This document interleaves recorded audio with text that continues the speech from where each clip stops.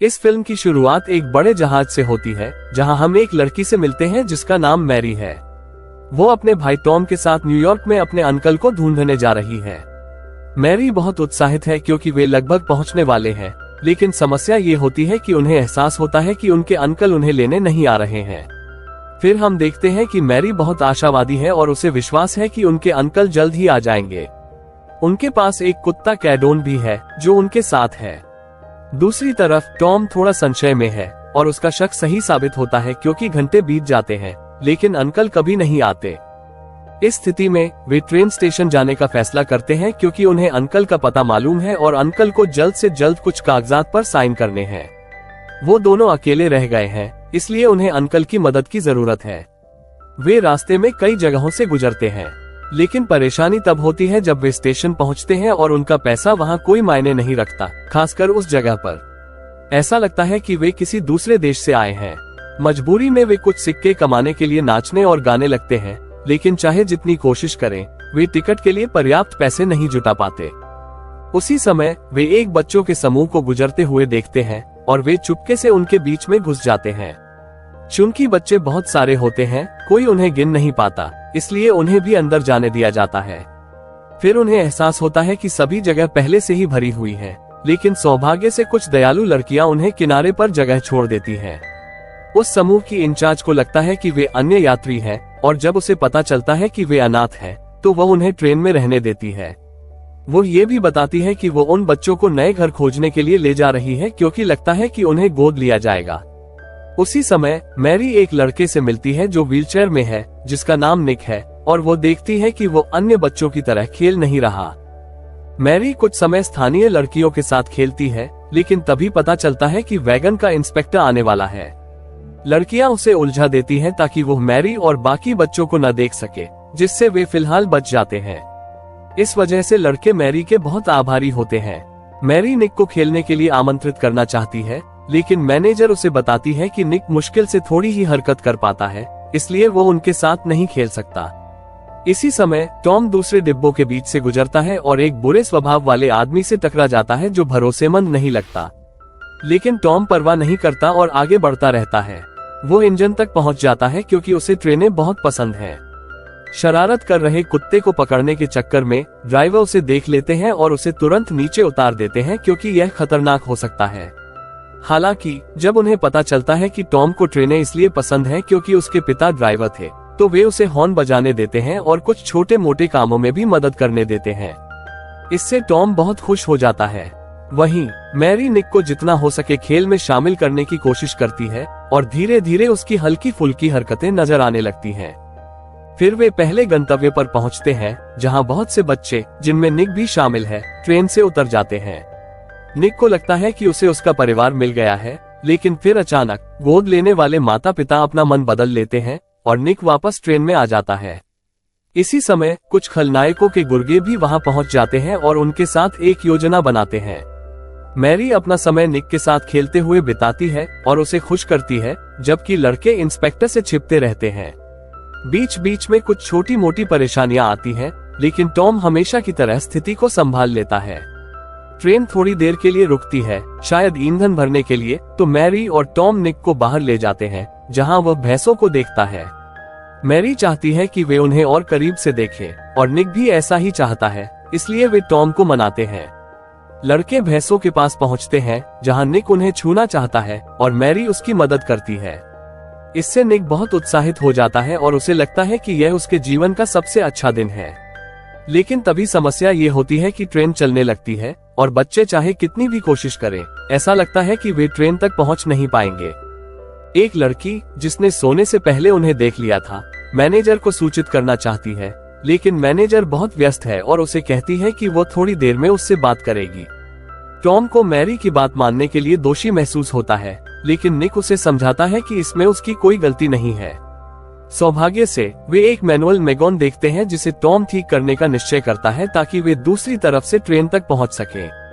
इस बीच खलनायक के गुर्गे डिब्बों में घुस जाते हैं और योजना बनाते हैं कि वे लूटपाट करेंगे और सभी को बंधक बना लेंगे। बाद में लड़के अपने डिब्बे में जाते हैं, लेकिन उन्हें एहसास होता है कि ट्रेन रुकी हुई है। इसके अलावा वे देखते हैं कि चारों ओर तीर पड़े हुए हैं, इसलिए वे केवल कुछ सामान लेते हैं और कैंपिंग शुरू कर देते हैं।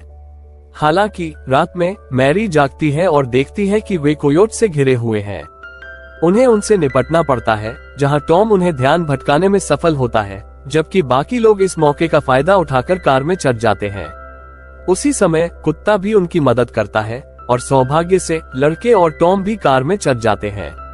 लेकिन परेशानी तब होती है जब एक कोयोट भी कार में चढ़ जाता है और टॉम के पैर में चोट लग जाती है, जबकि मैरी एक कोयोट की नजर में होती है।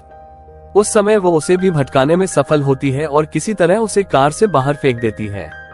फिर वे आगे बढ़ते रहते हैं और उनका पानी खत्म हो जाता है, इसलिए वे और पानी पीने के लिए रुकते हैं। हम देखते हैं कि टॉम के पैर की हालत ठीक नहीं है, जबकि मैरी उसकी मदद करने की कोशिश करती है।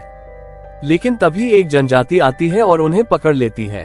वे टॉम को दूसरों से अलग कर देते हैं, जिससे मैरी को लगता है कि वो उसे खो चुकी है।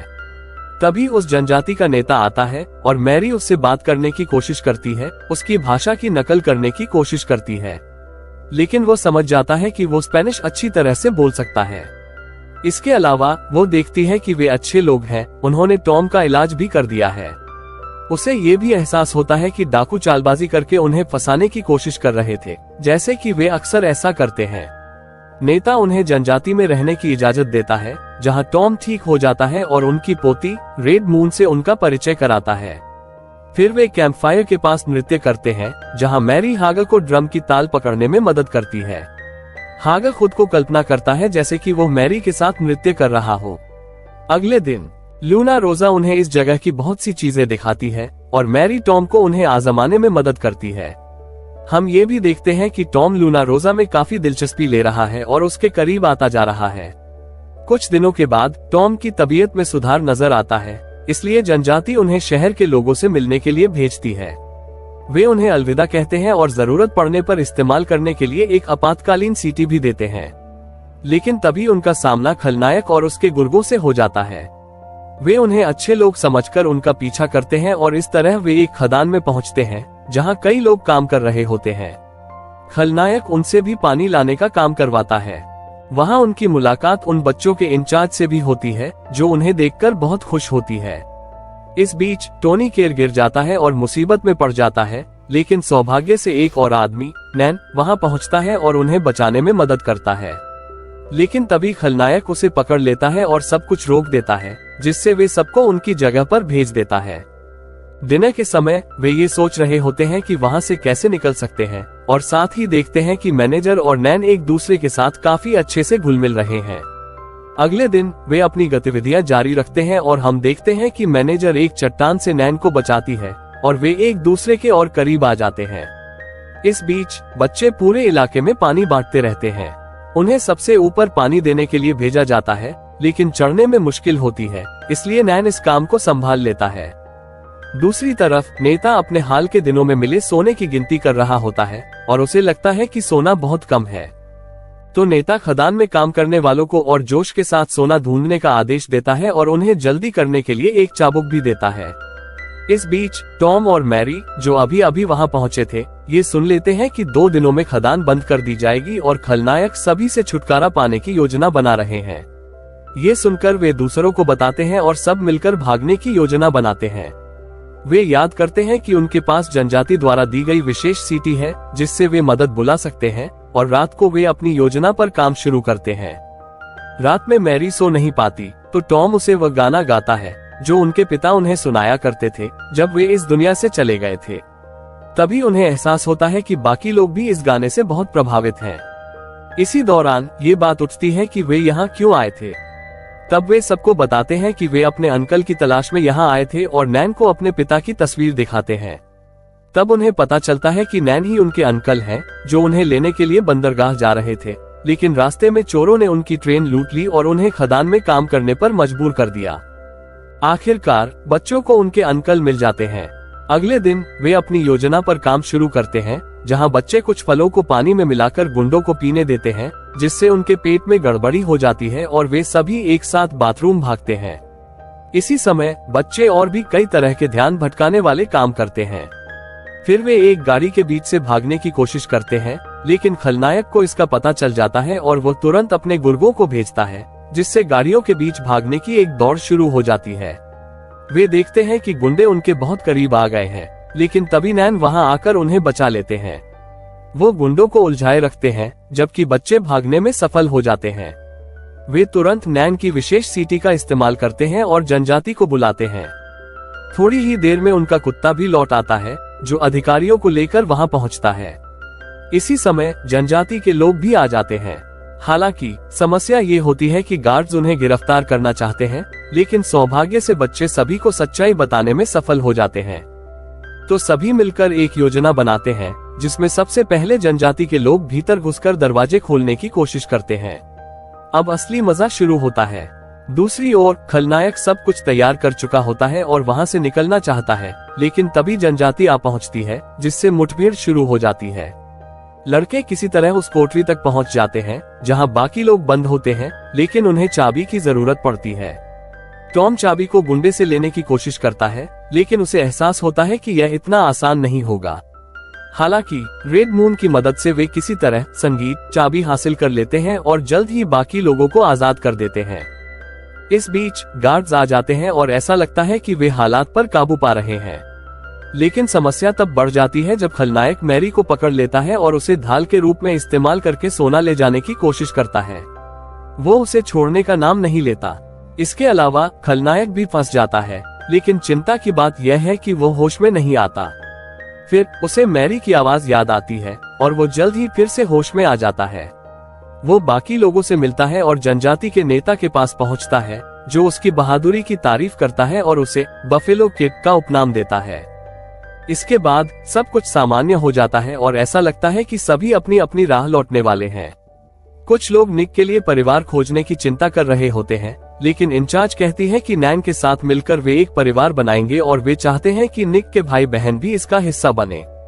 निक भी इस विचार से सहमत लगता है। अगर आपको यह वीडियो पसंद आया हो तो यहाँ मैं आपको कुछ और सिफारिशें दे रहा हूँ। आपका दिन शुभ हो।